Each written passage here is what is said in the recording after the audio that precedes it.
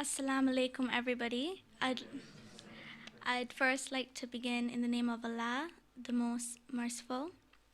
And I'd like to thank all of you for inviting me here tonight to give a talk. As I was just speaking to my sisters, I told them that this is the first time that I'm speaking to both Muslim males and females. And I would like to thank my sisters for being here, but also brothers for being here as well. I come from a community that often doesn't value what women have to say or our opinions or think that we have anything to contribute to society besides our domestic roles. So I'd like to thank you greatly, and I hope that you being here, there's some blessing in that. So the topic that I wanted to speak to you all about today is a topic that I have become very acquainted with throughout my years of service in my country, and that's the topic of building bridges. Now, if we have any architects or engineers in the room, don't take the topic too literally. I don't actually build bridges, but I do it in a different way, and I'll navigate throughout that topic throughout this evening. But before I begin, I just want to give a little context about myself and where I'm from and how that has brought me to this point in my life. So I'm from Barbados. It's a beautiful island in the Caribbean. And usually when I tell people this, they say, "Oh, it's in Jamaica, right?" No, Barbados is not in Jamaica. It's not on a continent. It's an island surrounded by water. And inshallah, I invite all of you there someday to experience it. The presence of Muslims on the island has been for about 100 years. And the first Muslim to the island was an East Indian. It was actually a Bengali. And then after that, they were all from the Muslims that came after were from India. And people are often very surprised when they hear that there are Muslims in Barbados. They're like, "Barbados? How did Muslims get there? How did this happen?" And I usually have to explain the history a little bit. So within the Caribbean, there are a large population of Muslims in Trinidad and Guyana. But the reason for Muslims being there and the reasons for Muslims being in Barbados are very different. After the British colonial rule, there was a period where indentured labor was brought from India to the Caribbean, and this came to both Trinidad and Guyana. But in Barbados, Muslims from East Indian descent came out of their own free will. And they were originally trying to get further west, like to Canada or America, but for some reason the boat ended in Barbados and they liked it and decided to stay. And that started a period of migration back from Barbados to India that has very much stayed alive up until this day. It has stayed alive mostly due to marriage. When a person is ready to get married, he or she usually goes back to India and brings a spouse back to Barbados. So that pattern of migration has stayed very strong. Within the Muslim community in Barbados, we have developed a very strong relationship with the Barbadian community. Barbados is a very small island, which is majority Christian society. It's a population of about 280,000 people, and Muslims make up about 0.1% of the population. We're approximately 4,000 Muslims in Barbados. But alhamdulillah, we've been able to solidify very strong relationships. And this has largely been because of trade and the fact that after the abolition of slavery, we were able to trade with the black working class on credit and interest-free, which is what the colonial masters didn't allow the working class to do. So because of that, Muslims were able to develop a very good relationship. However, due to certain events in history, it has caused things to happen, people to change their perceptions, not only about Muslims, but perhaps the entire Muslim identity. And I am aware that within the UK as well, there's some sort of Islamophobia happening. And this is really where my story begins. When I was a young girl within primary school, soon after 9/11, my identity and who I thought I was changed very drastically. It was as if one day I was playing in a playground with friends at school, and next day the friends are questioning who I am, what I represent.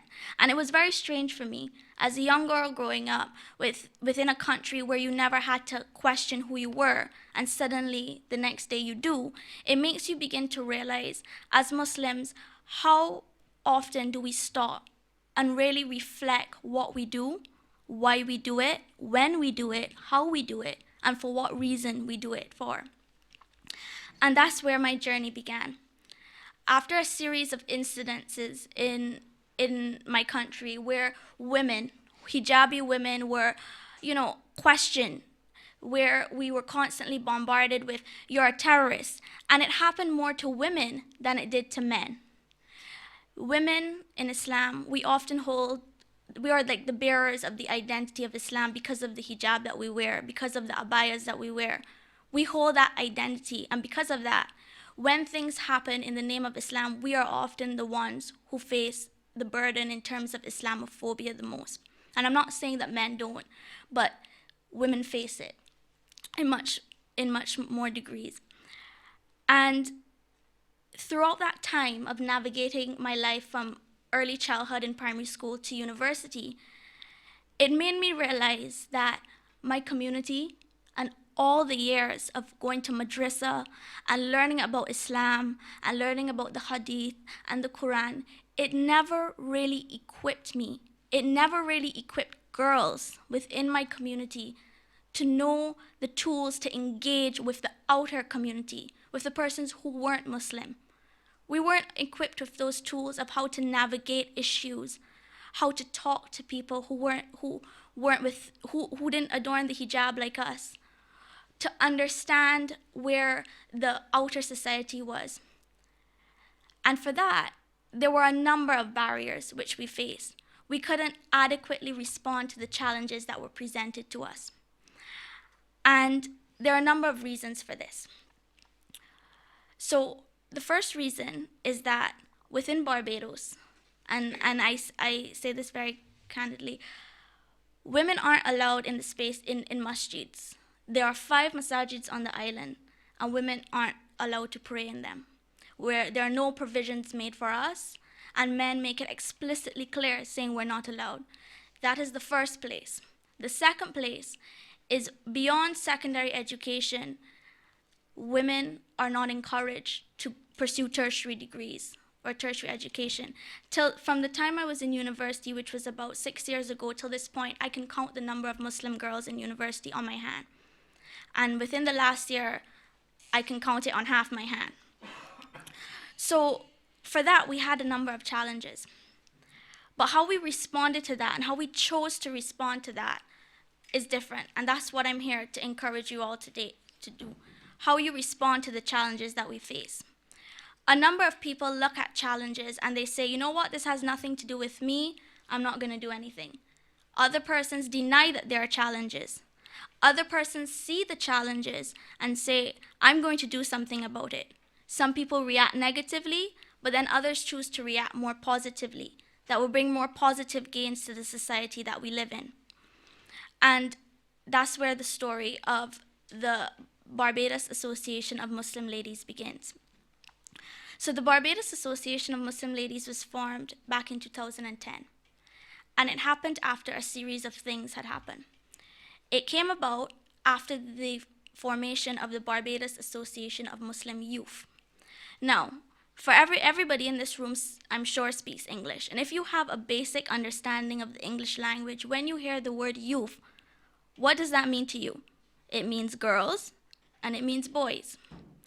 And after that formation of that association of youth, Muslim youth, the girls became excited. We were happy. Finally, there was something for us in our community, something where we can go and we can talk about the challenges and face the challenges together.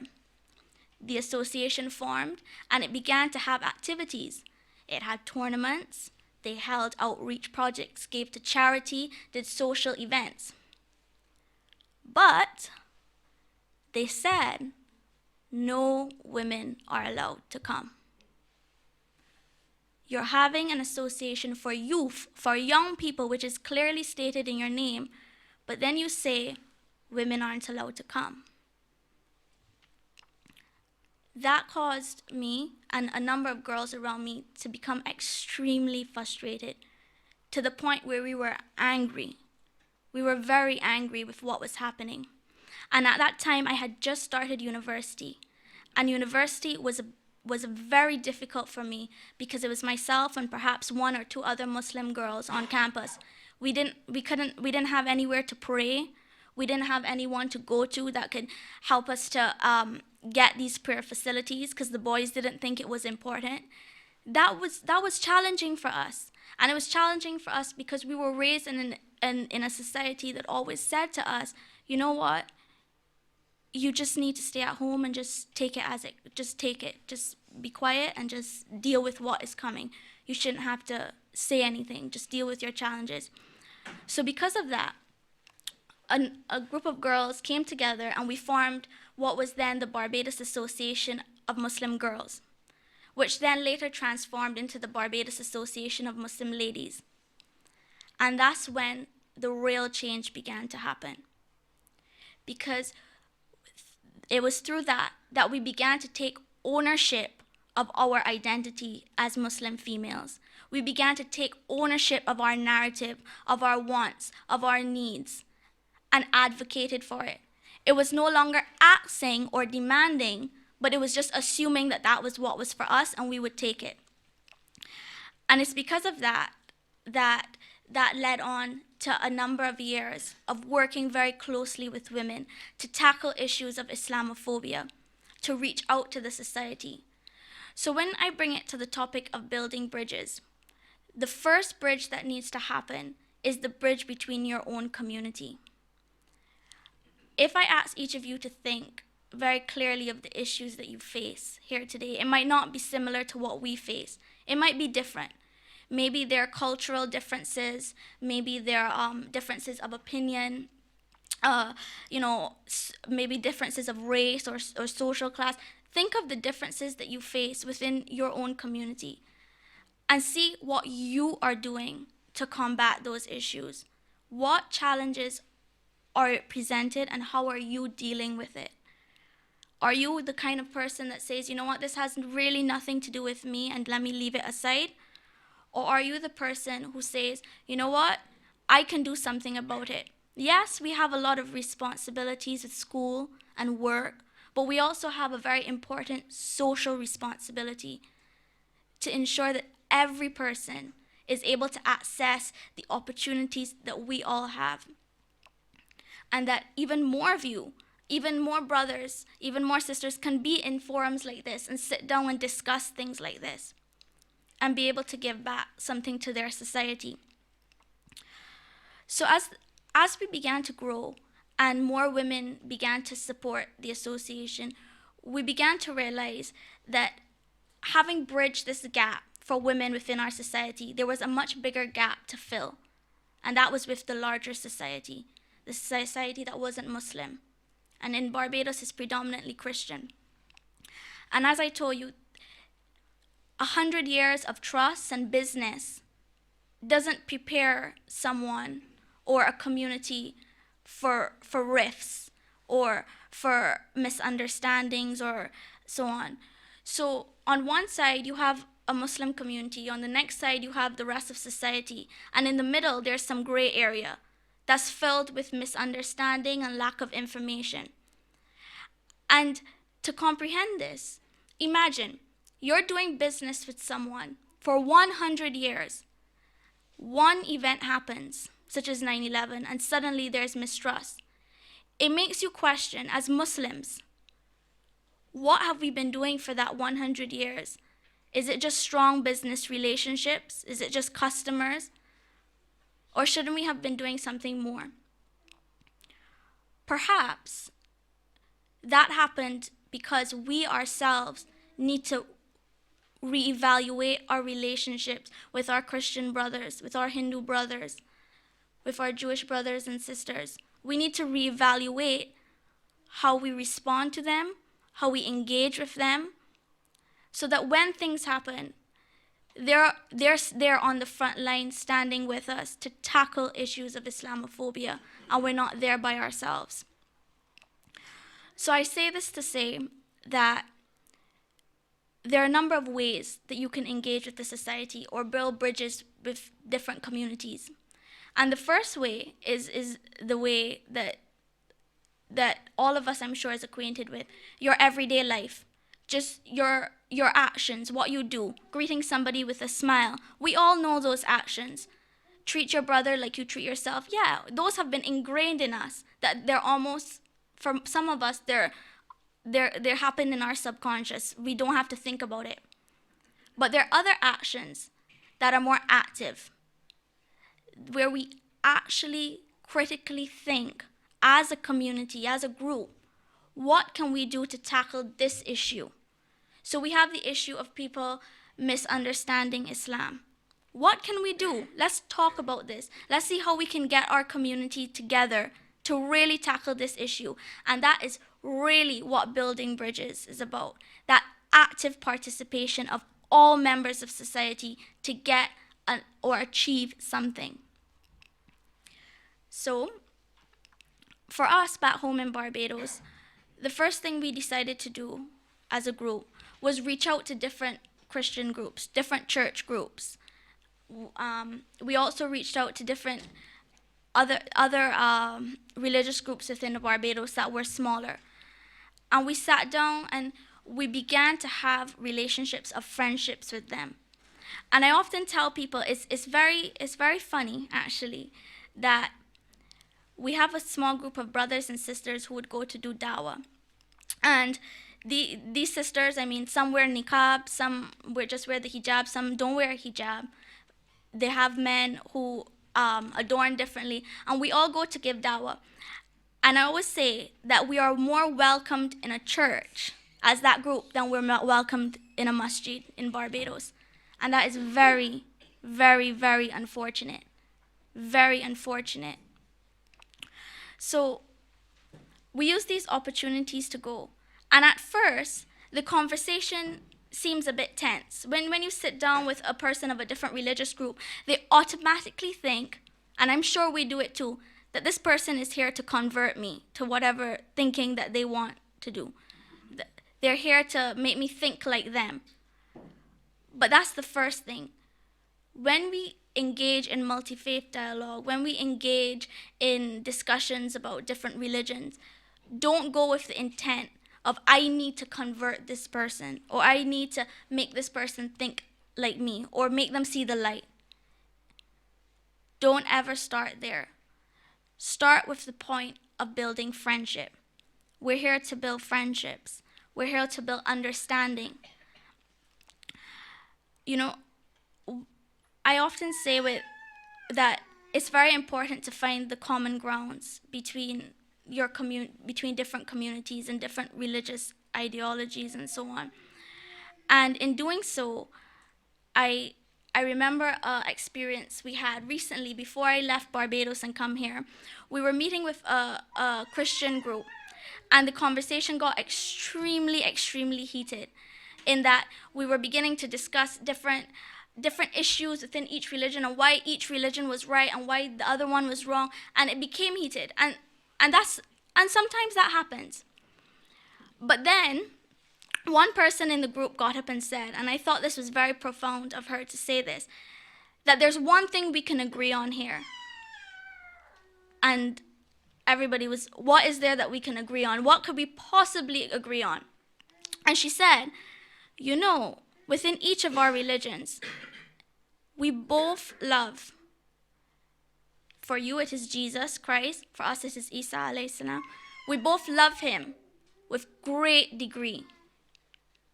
Right? We might have different ideas about where he stands in each religion, but for both religions, we have great love and respect for him. And some of the persons were taken aback by this. They were like, what is this? What's she talking about? And she's like, yeah, we might have different opinions, differing opinions of where he stands in our religion. But what we can agree on is that we respect and we love the message that he brought. And the message in both religions were very similar. So could we agree on that? And they both agreed. The Muslims in the room agreed, yes, we can agree on that, and the Christians in the room agreed, yes, we can agree on that. And that was where we began to build friendships, where we were like, okay, there's something we can agree on. What more can we agree on? What other things can we find similarities and commonalities with?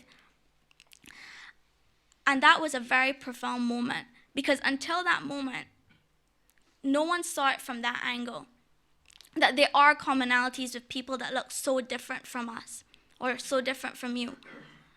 So for us, that was an important stepping stone in this journey that we've had.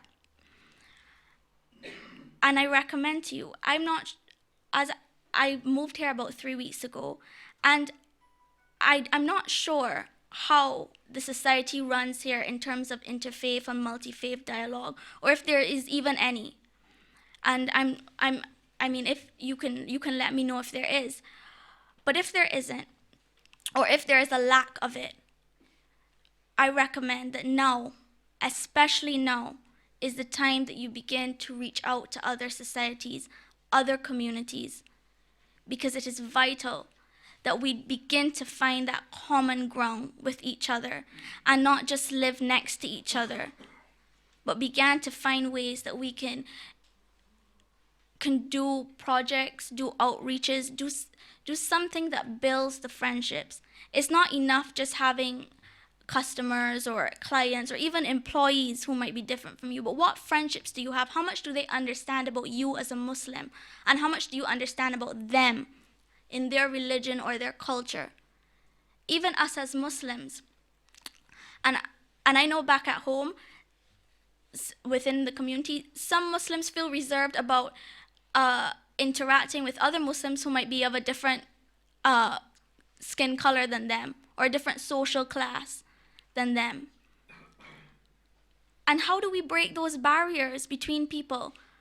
It is far less about building bridges to Allah. That's important, but building bridges to each other also is extremely important to this.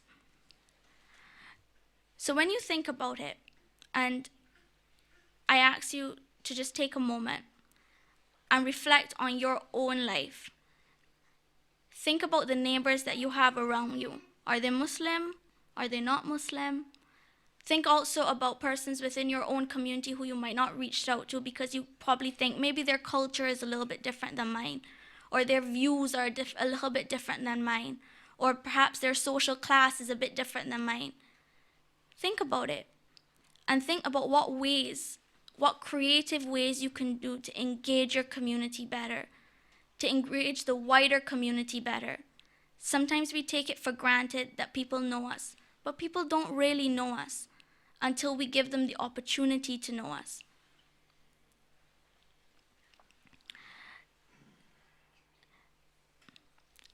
So I would love to open the floor to a few questions, and I would love to hear from you because I'm very interested to learn about your community as well and see what you are doing. I'm extremely interested.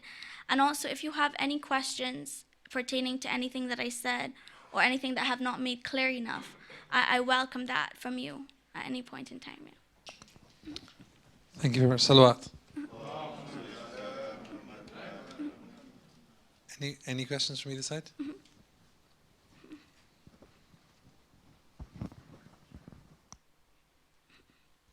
Thank you very much.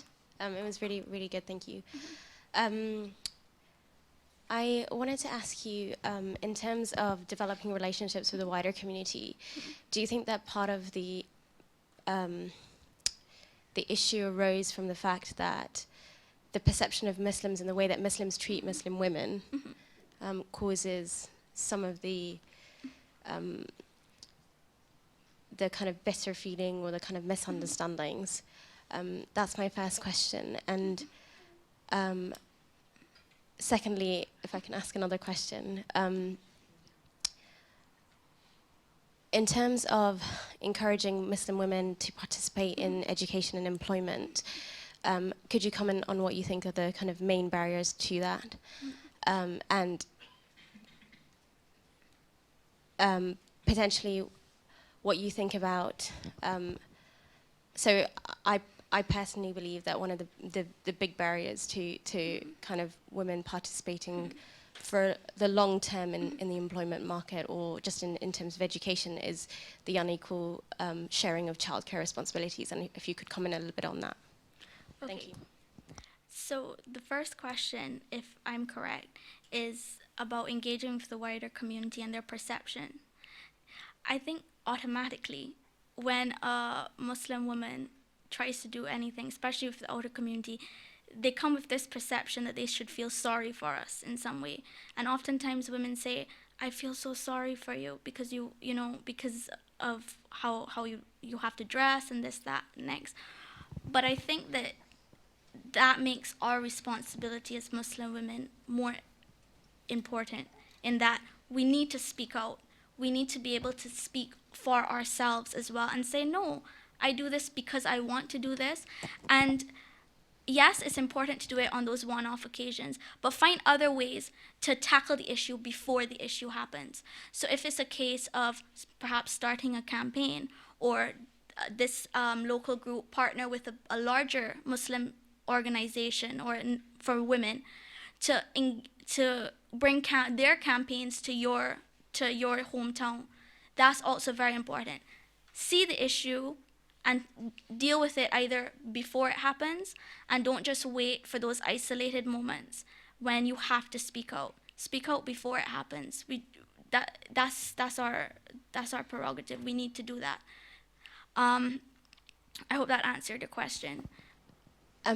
It does partially, but I think what I was trying to ask was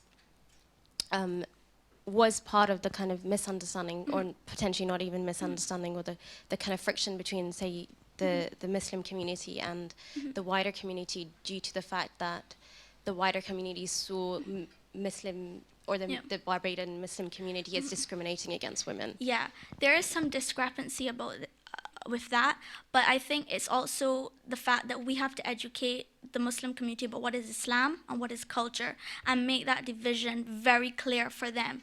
Because for the Muslim community, sometimes that itself is a gray area, where we as our Muslims don't know if we're practicing our religion or our culture, and we become very touchy about those issues. But when we go out into the public eyes, we need to make that division very clear. Say, this side, this is culture. The way that they treat us, the fact that we're not allowed in the masjid, that is culture.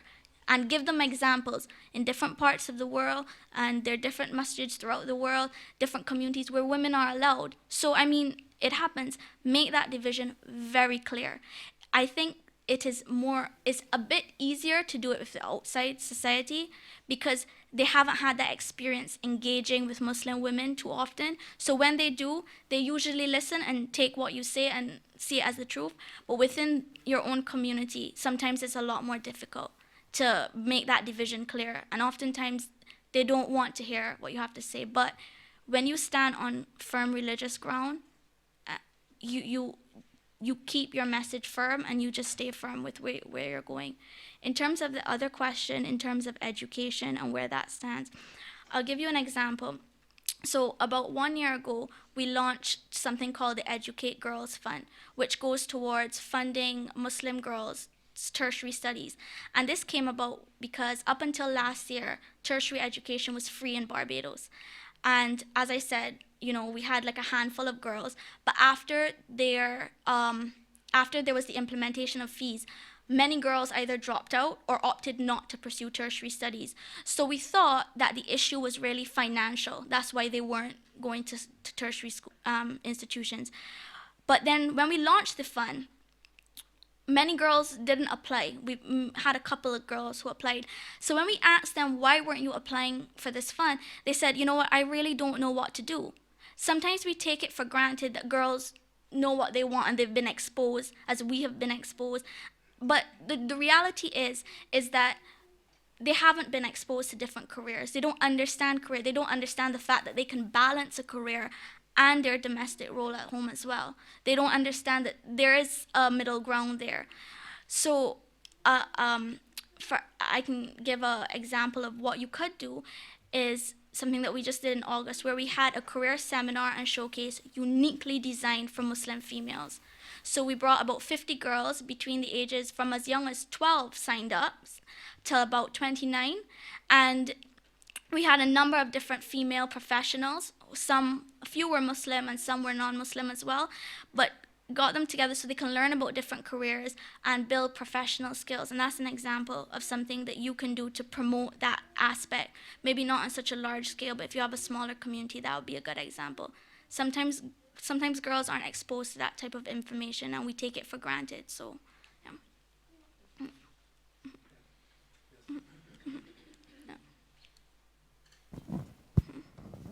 Sister, thank you so much for an exquisite presentation. It was delivered very effectively.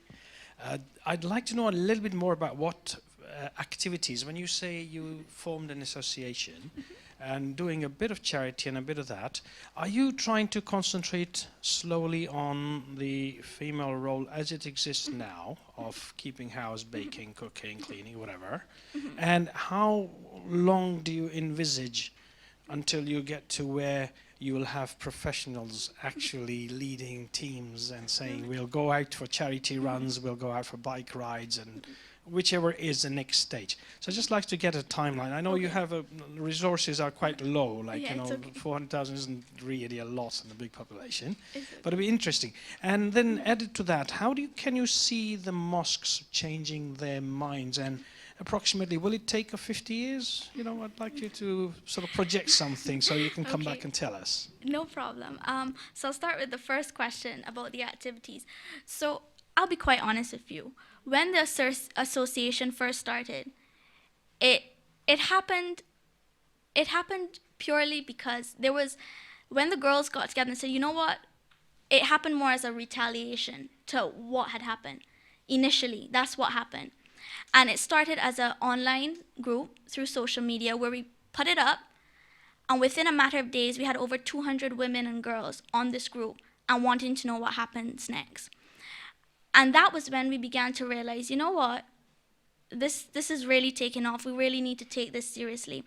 So we held our first meeting. At our first meeting, we had about maybe 30 to 40 women and girls who came out, and we discussed a number of aspects.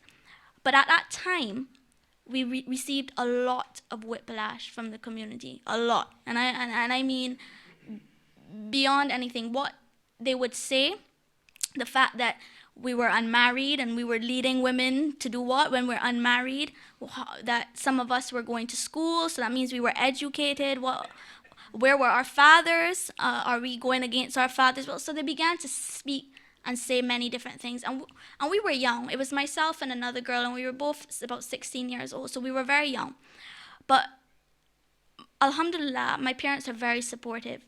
My mother and my father and my grandmother, they're extremely supportive of what we were aiming to do. So initially, we just started off with social events, where women just got together to do things that women like to do. And those were social activities. And what I say in our early years is we played it very, very safe. We didn't like to rock the boat. We didn't rock the boat. Because at that point in time, even women themselves were skeptical to come out and support what we were doing. They were very skeptical. So we played it very safe. Throughout the years, we decided to, took it from social activities to doing charity events. We took it from charity events to doing more educational events, so informing women about their health, about environmental protection, a number of different areas. It was until last year, what really propelled us is that they were now building a new masjid in Barbados. So now there's going to be 6 masjids in Barbados. And the new masjid was in an area where the association is based, where many of our members are. And we wrote to the planning committee for the masjid and told them we want a space in the masjid. They didn't respond to us. Of course, they wouldn't respond to us. So we left there. We wrote another letter. We went and met with them. And half the committee's like, yeah, we agree. The other half of the committee's like, no, we don't agree. This is not going to happen, etc., etc. And that's when we began to say, you know what? We can't play it safe anymore.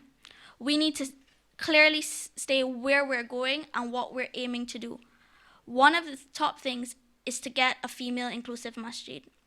And the way that we decided to do that was after a year of writing letters to the planning committee, we launched a petition, and the petition went global as well. So we got women from throughout the world signing on to this petition. We had persons within our own community sign on to our petition, men and women. So after that global petition, and we took it to them and we said, listen, we have this support from communities throughout the world who are with us. They said, okay, we'll give you a room. But the room is not going to be in the masjid itself. It's going to be outside the masjid. So that doesn't make any sense, right? Doesn't make any sense to us. And we said, this is our position, and when the masjid is built, we will be there in the masjid, hands down. Nothing else to be said to them, no more discussion, because they don't want to discuss with us. And we have over 60 women and girls ready to be there when the doors of the masjid open. So we're ready. Apart from that, we've launched our, as I said, to do with education and trying to get more girls to pursue tertiary education. And that is largely due to the fact that there's no visibility of Muslim women within our society. I mean, how are we supposed to tackle Islamophobia? How are we supposed to set a positive example when people don't see Muslims? They see the men, but they don't see the women. So they're going to continue to think that way until we do that. So right now we're on the track of trying to get more girls into tertiary schools. So our projects are tertiary institutions. So our projects are more aimed towards that.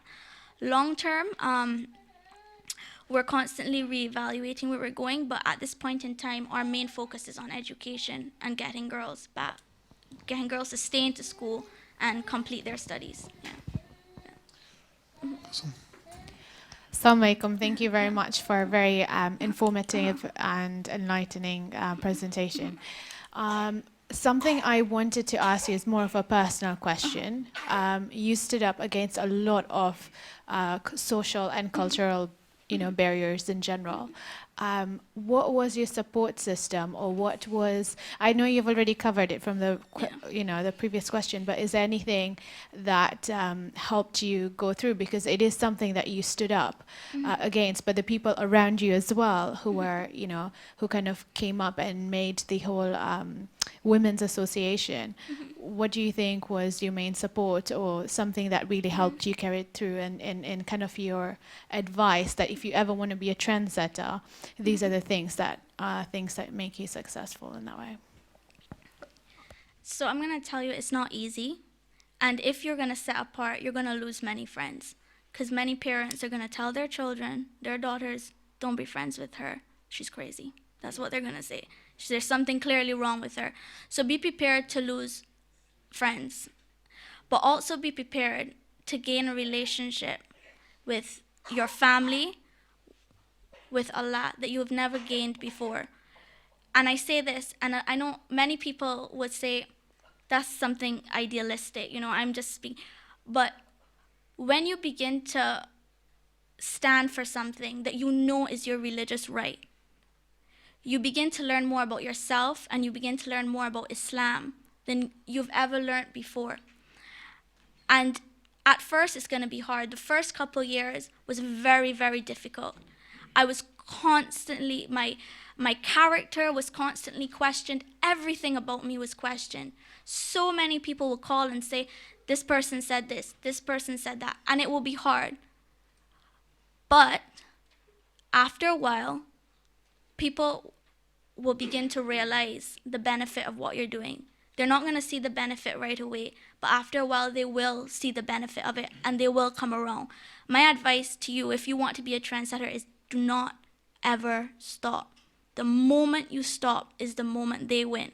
If you know what you're doing is right, if you know it's within Islamic principles and values, if you have a family who is there and willing to be there for you, use your family as your crutch and keep going. Do not ever stop. And that's my advice to anybody who wants to step out and do something. If you know it's right, just don't stop. Just don't do it. So I hope that helps. I know that might not give you much comfort, because for me it never gave me much comfort at that time.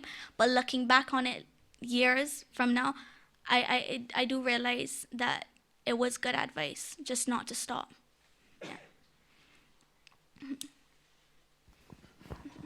Thank you very much. I'm a bit intrigued by what you say about this 100 years of relationship being disrupted by an event, albeit quite a large event and quite a traumatic event for those people. But as I see it, it also coincides probably with the increasing use of social media and so on. Do you think that those people were obviously poisoned by exposure to that, and they forgot the history of kindness, generosity, whatever has gone through, plus trade, of course. So one of the things would be how to then turn back social media to win back that trust and link it with that time, so I don't know if you have looked at that. That's where the importance of building relationships happen. So there are a number of different groups in Barbados, not Muslim, but there are a number of different groups who work on social issues. They might not be directly related to what we do, but those partnerships become vital. When I tell you they become vital to your organization, to your message, and to your movement, as a group, always seek to find partnerships with other groups as well. Actually, when I came to London, there was a group that took me by surprise. I actually met the head of the group a few weeks back. It was called Lgbt Against Islamophobia. And I was very surprised at the group. And I said, well, what made you cause, I spoke to the lady and I said, what made you cause such a group? She said to me that the media wants to make the society think that Muslims are against LGBT. Yes, we might have differing opinions based on our religion or whatever, but in terms of treatment, the way that the media says that Muslims treat us is incorrect, because our engagement with Muslims have not been that. And because of that, we felt the need to really stand up against Islamophobia. So, I mean, we don't have to agree with our ways of life, but we could agree that no group should be discriminated against in a way that is violent or extreme. And for that, she stood up. And that was a partnership she formed with a Muslim community where she's from. And that's just an example of what I mean when I say partnerships are important. Social media is very alive today, but there are a number of groups within our society, a number of NGOs who are willing to support campaigns and movements that you do. And if you haven't yet, seek out those associations and see where you can form those partnerships, because they will be on the front lines standing for you, and that's what we've been trying to do. So since you're from Barbados, I'll tell you a story from my life from Barbados. In my first year at university, in the economics faculty, one of the first persons I came across was from Barbados. He was a Christian called William. And similar to in those days, we were having problems in getting the Students' Union to give us a prayer place. Yeah. Not only for men or women, just any prayer place. So I said, William, these guys are making a problem for me, man, because I was the president of the society. I said, don't worry. Tomorrow you come to the foyer of the union, and at prayer time I will see what happens. So he brought 10 friends, and they made a ring like that and said, you pray here. And after 2 days of prayers, the union suddenly found a place for us. So I'm ever great. grateful to Barbados. That's great. That's great. I'm glad. Yes.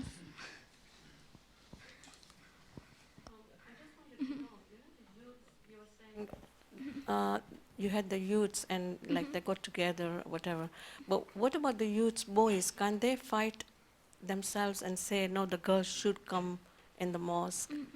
I mean, they're young. They should understand that this thing should be happening. It's like, it's not... Unfortunately, we have a lot of very scared boys in our community. there are many who would agree with us in silent, but won't take that position public. And a prime example of that is one of my brother's 17 years old, and when we launched a petition, one of his friends signed the petition, and obviously it's visible, it's online, everybody can see. And within a couple of hours, he called my brother and said, please, whatever you do, get my name off that petition. And my brother's like, what's the problem? He's like, my father, my uncle, everybody's here at my house. They want to know why I'm supporting this. And it was such a huge deal. Unfortunately, we couldn't get his name off the petition because that just couldn't happen. It wasn't, for technical reasons, we couldn't do that. But it was a huge deal that he had signed the petition. And I think that, I mean, I put it down to culture and perhaps the way Indian culture is, and the fact that as sons or daughters, we must go with what our parents say regardless. I mean, regardless of what they think or how they feel or whether we think it's right or wrong. And that's how we've been raised, I suppose. So I put it down to fear, but a lot of boys have said to my brother, you know, we support what the girls do. We think they should have that space, but we just can't make our voices public because the older guys will come down very hard on us for it. So unfortunately, that's just where we're at.